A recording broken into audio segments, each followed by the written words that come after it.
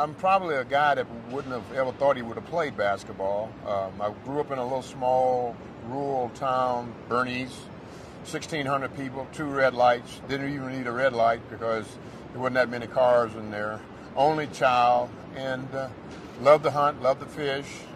Had a fight the first day I went to school, and I guess I was kind of grew up as a fighting kid, always trying to protect my own turf because it was only me doing it. I grew, and by the time I got to be 8th grade, I was already 6'2", the tallest kid in the school, and the clumsiest kid. By the time I was finished up my 10th grade year, though, I was starting to be a little better basketball player. Matter of fact, my mom used to come and open and knock on the door at night, come in and said, "Well, did you guys win?"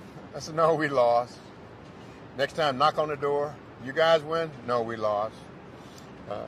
Next time, come home, knock on the door.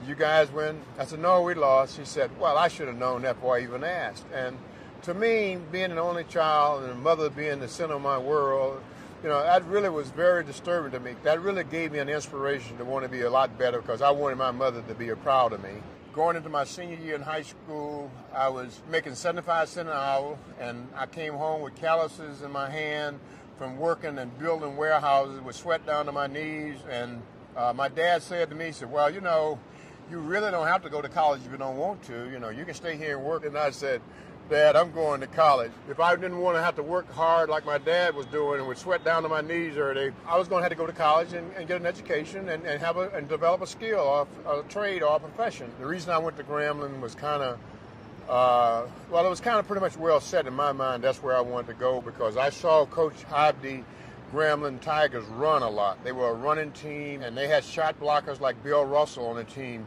And that's who I grew up emulating from the time I started basketball in '56 because I wanted to be the next Bill Russell. I wanted to be like Bill Russell, but I didn't really know if I was going to make the pros, but I did have a chance to get there because I went to the right school, picked the right coach, and played with a good group of guys.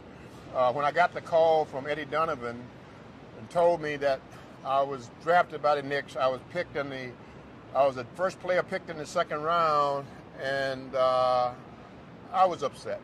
I was really disappointed that I hadn't got drafted. I really thought I was going to get drafted by Detroit. But I think this is a lesson that you learn in life. Sometimes when you think you know what's best for you, you don't always know what's best for you. Sometimes you don't know where your life paths are going to always lead you to. And my path led me to New York, and I actually loved New York. It was a great place for me to come. You know, I came here and I told guys I like to hunt and fish. They thought there was something wrong with me. I mean, I thought I was some kind of hillbilly. Well, I am a North Louisiana hillbilly. That's what I tell everybody. If you knew where I started from, where I came from, to get to be the player that everyone said I was, it would be an unlikely story. But I came here with a mission, though. I came with the mission that I was going to prove to everybody else that they were wrong. This is Willis Reed, and you're watching Courtside Jones.